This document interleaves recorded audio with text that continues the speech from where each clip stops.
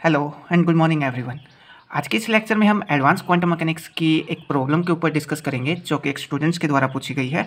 और प्रॉब्लम है अपने पास स्केचिंग मैट्रिक्स के ऊपर। और ये जो टॉपिक है वो एग्जाम पॉइंट ऑफ व्यू से काफ़ी ज़्यादा इंपॉर्टेंट है। ये काफ़ी टाइम एग्जाम में पूछ लिया जाता है और ये एस मैट्रिक्स के नाम से भी एग्जाम में पूछा जाता है। ठीक है, तो स्टार्ट करते हैं। तो सबसे पहले हम बात करेंगे इसके बेसिक इंट्रोडक्शन के ऊपर। तो जब हमने बेसिक क्वांटम मैकेनिक्स के अंदर स्केचिंग प्रॉब्लम को डिस्कस किया था तो वहाँ पे अपने पास जो इंसिडेंट वेव फंक्शन है, मान लिया ये अपने पास कोई एक टारगेट है, इस टारगेट के ऊपर हमने किसी पार्टिकल को इंसिडेंट करवाया और ये अपने पास आउटगोइंग पार्टिकल है। तो बेसिक क्वांटम मैकेनिक्स में हम क्या लेके चलते थे, अपने पास ये जो इंसिडेंट वेव फंक्शन है और ये जो आउटगोइंग वेव फंक्शन है, इंसिडेंट वेव फंक्शन को हम प्लेन वेव सॉल्यूशन लेके चलते थे और जो आउटगोइंग वेव फंक्शन है इसको हम मिक्सर लेके चलते थे प्लेन वेव का और स्फेरिकल वेव का। ठीक है, ये तो बात थी किसकी, बेसिक क्वांटम मैकेनिक्स की। पर जैसे ही हम रिलेटिविस्टिक्स क्वांटम मैकेनिक्स की बात करते हैं तो रिलेटिविस्टिक्स क्वांटम मैकेनिक्स में जो स्कैटरिंग होती है वो हाई एनर्जी के ऊपर स्कैटरिंग होती है। तो जब तक पार्टिकल के पोटेंशियल को पता लगेगा कि कोई पार्टिकल आ रहा है तब तक वो पार्टिकल वहां से निकल के भी चला जाएगा। ठीक है, मतलब जब तक इस टारगेट के पोटेंशियल को पता लगेगा कि कोई पार्टिकल आ रहा है तब तक वो पार्टिकल वहां पे निकल के भी चला जाएगा। ठीक है, मतलब जैसा इंसिडेंट पार्टिकल था वैसे ही अपने को आउटगोइंग पार्टिकल मिलेगा। तो यहाँ पे हम जैसा इंसिडेंट वेव फंक्शन लेके चलेंगे वैसा ही अपने को आउटगोइंग वेव फंक्शन लेके चलना पड़ेगा, क्योंकि पार्टिकल की एनर्जी क्या है, बहुत ज़्यादा है। पार्टिकल की एनर्जी बहुत ज़्यादा है तो पार्टिकल यहाँ पे स्कैटर्ड नहीं होगा। ठीक है, तो इंसिडेंट पार्टिकल का वेव फंक्शन भी हम कैसा लेंगे, प्लेन वेव फंक्शन लेके चलेंगे, और आउटगोइंग पार्टिकल का भी हम कैसा वेव फंक्शन लेके चलेंगे, प्लेन वेव फंक्शन लेके चलेंगे। तो हम यहाँ पे बोल सकते हैं जब रिलेटिविस्टिक्स क्वांटम मैकेनिक्स के अंदर हम स्कैटरिंग प्रॉब्लम की बात करते हैं तो यहाँ पे जो स्कैटरिंग है वो हाई एनर्जी के ऊपर होती है। जब स्कैटरिंग हाई एनर्जी पे होगी तो जो इंसिडेंट और आउटगोइंग वेव फंक्शन है वो हम कैसा लेके चलेंगे, प्लेन वेव लेके चलेंगे। ठीक है, उसके बाद हम बात करते हैं स्कैटरिंग मैट्रिक्स की और एस मैट्रिक्स की।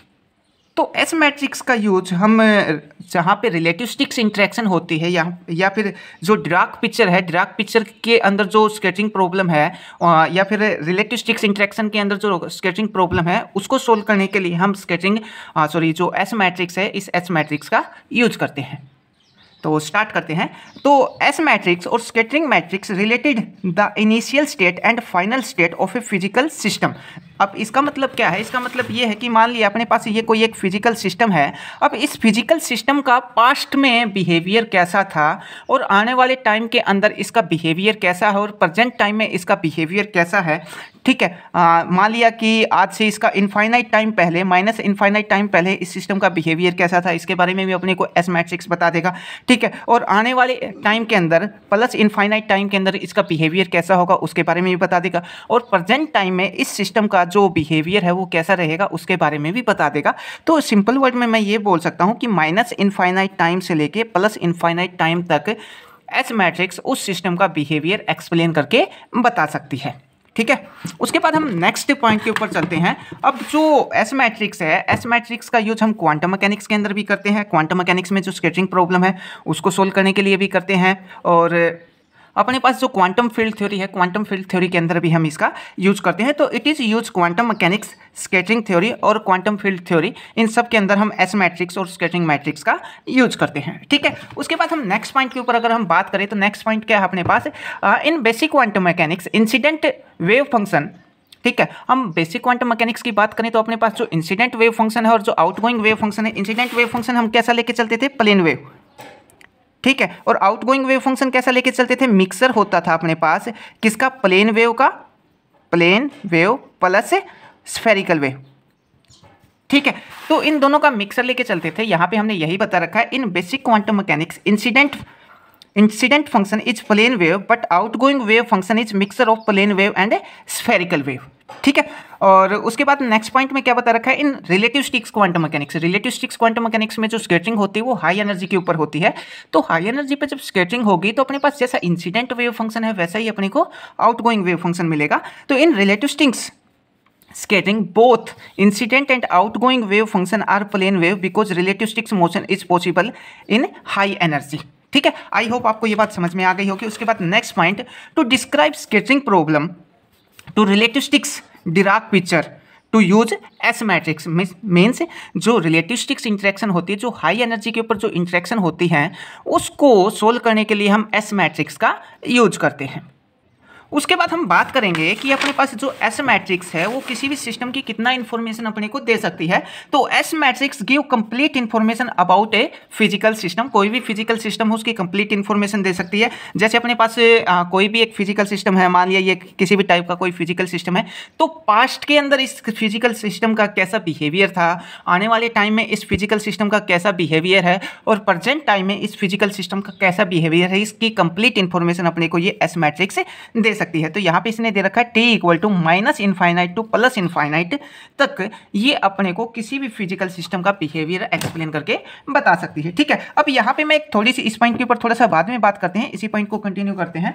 अगर मेरे पास T equal to T tends to मैं माइनस इनफाइनाइट लेता हूँ, इसका मतलब क्या है, मीन्स ये जो सिस्टम है वो किसके बारे में बता रहा है, पास्ट इवेंट के बारे में बता रहा है। पास्ट इवेंट मीन्स इस सिस्टम का पास्ट के अंदर बिहेवियर कैसा था। अगर मैं यहाँ पे t equal to plus infinite ले लेता हूँ तो अब इसका मतलब क्या है कि फ्यूचर के अंदर, फ्यूचर इवेंट्स के अंदर, फ्यूचर के अंदर इस फिजिकल सिस्टम का बिहेवियर कैसा रहेगा उसकी इन्फॉर्मेशन कब मिलेगी, t equal to plus infinite पे। अगर t इक्वल टू मैं जीरो ले लेता हूँ, t इक्वल टू जीरो लेता हूँ तो इसका मतलब क्या है, प्रेजेंट टाइम के अंदर इस फिजिकल सिस्टम का बिहेवियर कैसा है। तो यहाँ पे मैं लिख देता हूँ प्रेजेंट स्टेट, प्रेजेंट स्टेट।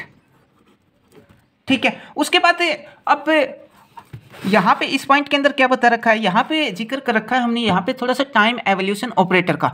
अब टाइम एवोल्यूशन ऑपरेटर क्या होता है, टाइम एवोल्यूशन ऑपरेटर अपने को बताता है कि अपने पास कोई भी हैमिल्टोनियन है, कोई भी हैमिल्टोनियन है। आप एक पॉइंट और क्लियर करना चाहूँगा, यहाँ पे हम कोई भी क्वांटम मैकेनिक्स के अंदर कोई भी सिस्टम जब सोल्व करते हैं या किसी भी सिस्टम के बारे में स्टडी करते हैं तो उसके लिए, उसको सोल्व करने के लिए अपने को ज़रूरत होती है हैमिल्टोनियन की, ठीक है, या फिर क्वांटम स्टेट की अपने को ज़रूरत होती है। तो टाइम एवोल्यूशन ऑपरेटर अपने को क्या बताता है कि उस क्वांटम स्टेट के अंदर या उस वेव फंक्शन के अंदर टाइम के साथ कितना चेंज होगा। मीन्स मान लिया अपने पास कोई भी एक वेव फंक्शन है, हमने ये एक वेव फंक्शन मान लिया, तो इस ये वेव फंक्शन आज कैसा दिखता है, आने वाले टाइम के अंदर इस वेव फंक्शन के अंदर कितना चेंज होगा, उस चेंज के बारे में अपने को कौन बताएगा, टाइम एवोल्यूशन ऑपरेटर बताएगा कि आज ये क्वांटम स्टेट कैसी दिखती है, आने वाले टाइम के अंदर ये क्वांटम स्टेट अपने को कैसी दिखेगी। ठीक है, तो यहाँ पे हमने किसका यूज किया है, टाइम एवोल्यूशन ऑपरेटर का यूज किया है डिराक पिक्चर के लिए। ठीक है, अब डिराक पिक्चर क्वांटम मैकेनिक्स के अंदर हम कोई भी प्रॉब्लम सोल्व करते हैं तो उसके लिए अपने पास 3 टाइप की इंटरेक्शन होती है, 3 टाइप की पिक्चर का हम यूज करते हैं।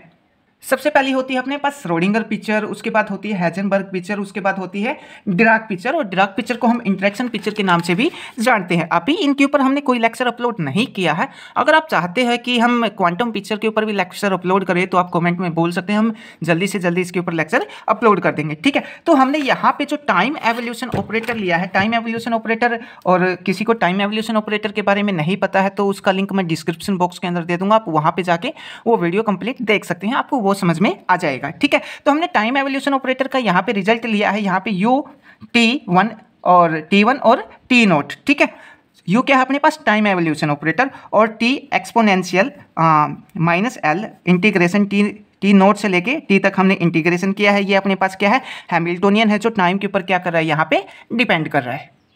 इसको हमने बोल दिया यहाँ पे इक्वेशन नंबर 1। ये कंप्लीट का कंप्लीट जो रिजल्ट है वो हमने टाइम एवोल्यूशन ऑपरेटर का उठाया है। ठीक है, उसके बाद हम आगे की अगर हम बात करें तो हमने यहाँ पे मान लिया लेट टी इक्वल टू, हमने कितना मान लिया, माइनस इनफाइनाइट मान लिया। तो माइनस इनफाइनाइट किसके लिए है, इनिशियल स्टेट के लिए है या फिर पास्ट इवेंट के लिए है, इनिशियल स्टेट। मीन्स जो सिस्टम है वो पहले कैसा दिखता था, जब उसकी स्टार्टिंग की जो स्टेट थी उसके अंदर सिस्टम कैसा दिखता था। तो इनिशियल के लिए हमने आई से इसको क्या कर दिया, डिनोट कर दिया, और ये जो वेव फंक्शन है साई, इसको हम क्या लिखेंगे, Sai is the function of T. ठीक है, और t की वैल्यू हमने कितना ली है, माइनस इनफाइनाइट ली है, तो हम इसको यहाँ पे क्या लिख सकते हैं, साई t की जगह माइनस इनफाइनाइट हम पुट कर सकते हैं, तो ये आ जाएगा माइनस इनफाइनाइट हमने यहाँ पे रखा, और ये हमने इसको कैट नोटेशन में लिखा, और ये आ जाएगी अपने पास इनिशियल स्टेट, इनिशियल स्टेट। ठीक है, अब फाइनल स्टेट की अगर मैं बात करूँ तो फाइनल स्टेट की बात करेंगे तो क्या करेंगे, जो t इक्वल टू उसकी जगह हम क्या रख देंगे, प्लस इनफाइनाइट रख देंगे। तो यहाँ पे नाउ फाइनल स्टेट इसमें क्या जाएगा अपने पास, तो फाइनल स्टेट के लिए हमने लिखा f। ठीक है, एट फ्यूचर इवेंट।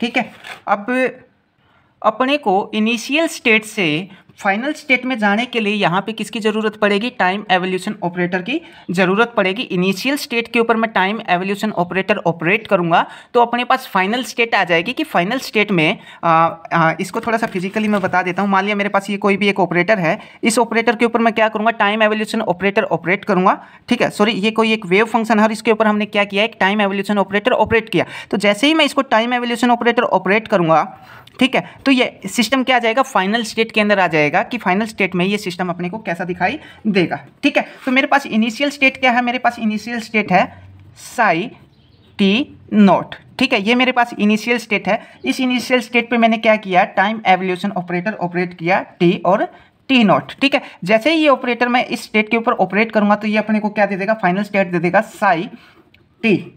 ठीक है, तो यहाँ पे यही पता रखा है कि जब इनिशियल स्टेट के ऊपर टाइम एवोल्यूशन ऑपरेटर ऑपरेट किया जाएगा तो वो फाइनल स्टेट अपने को दे देगा।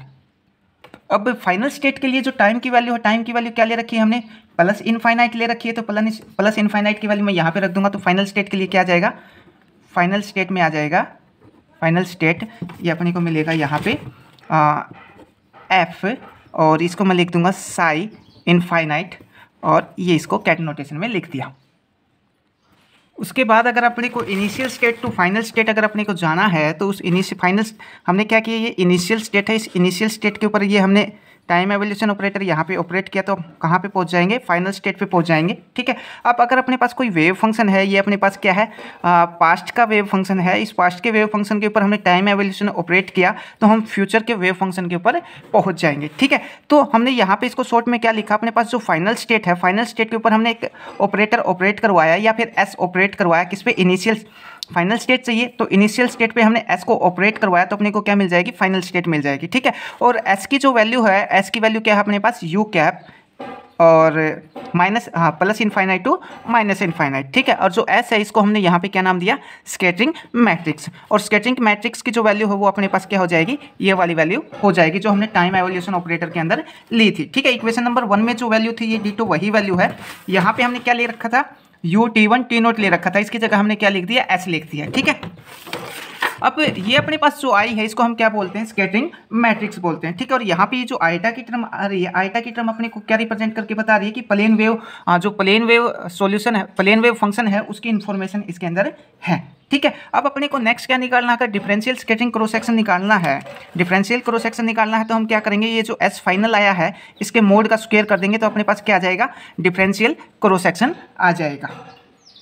तो रिलेटिविस्टिक्स क्वांटम मैकेनिक्स के अंदर हम जो स्केचिंग प्रॉब्लम है उसको सोल्व करने के लिए हम एस मैट्रिक्स का यूज करते हैं। ठीक है, आई होप आपको ये टॉपिक समझ आया हो। अगर इसमें कोई बात समझ ना आई हो तो आप मैसेज करके या कमेंट करके